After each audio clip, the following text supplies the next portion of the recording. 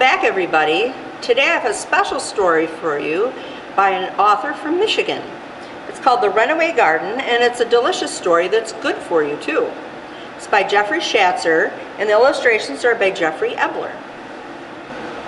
I really hate this job, I yelled and threw a fit. The work's too hard. My fingers hurt. I don't like this one bit. If Grandpa makes me pull more weeds, there is no way I'll stay. I'll pack a bag of dolls and things and leave this very day.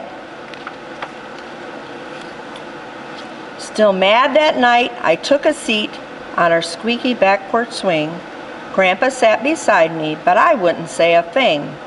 He handed me a toothpick as he put one in his mouth.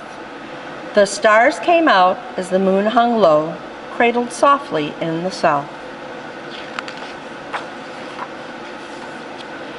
It was a clear and starry night like this, Grandpa began to say, that the vegetables and these hair parts got up and ran away. The magic in the moonbeams, or the first crisp air of fall, cast a spell on all the plants inside the garden wall. When their leaves grew out like arms and roots turned into feet, they popped up from their earthen beds and headed for the street. I'm leaving here without delay, said Rhubarb Two-String Bean. I want to do what I've never done and see what I've never seen.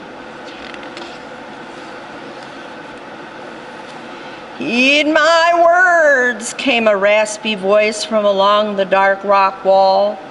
The squash stepped forward, raised a vine, and tried to warn them all. We know not of the outside world. The garden is our home. It's not safe for garden plants to wander or to roam. Don't listen, said the ear of corn. I've heard it all before. I'm tired of the garden life, and I know there must be more.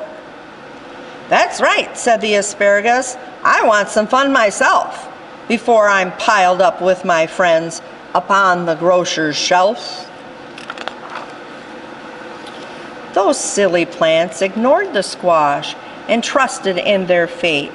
The potatoes all just closed their eyes and took off out the gate. All the green peas split for town. The tomatoes stewed and stirred. Celery and her friend sweet corn stalked off without a word. The radishes took off in a bunch with the turnips and the beets. Leaf lettuce started to the west and cabbage headed east. The peppers were the last to leave and hopped the garden wall without a thought of goodbye, squash, without a thought at all.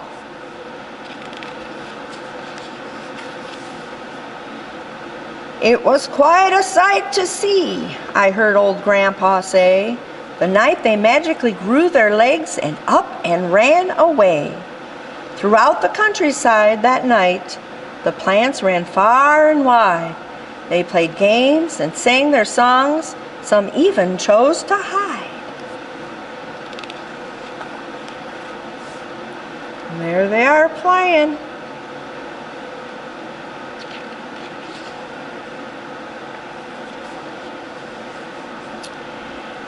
At first, the veggies thought it great to scamper around so free, but it wasn't long before things went wrong. That is, if you ask me.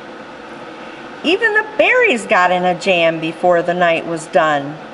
I guess those silly plants found out that running away is no fun. It says up here, Night of the Living Veg. Grandpa swirled the toothpick in his mouth. I wish I had a nickel for every cucumber and beet that got into a pickle. Some pumpkins got themselves squashed flat, and radishes all turned red. Peppers popped, snap beans snapped, and a cauliflower lost its head. Before the yawning rays of dawn, they made their way back home.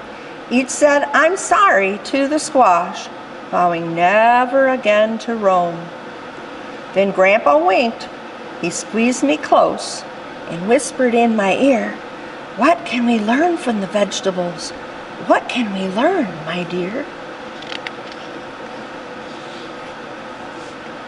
I spun the toothpick in my mouth just like my grandpa did, took his large worn hand in mine, and this is what I said. "We've all got a place to be and special jobs to do, you see, that include the vegetables, but also you and me." We snuggled late into the night on that creaky wooden swing. The time passed quickly as we swung, though we didn't say a thing. Just before I fell asleep in the moon's soft golden wash, I kissed my grandpa's baldy head, and from then on, I called him Squash. And I want to show you something really quick, too. Why do you think she called him Squash?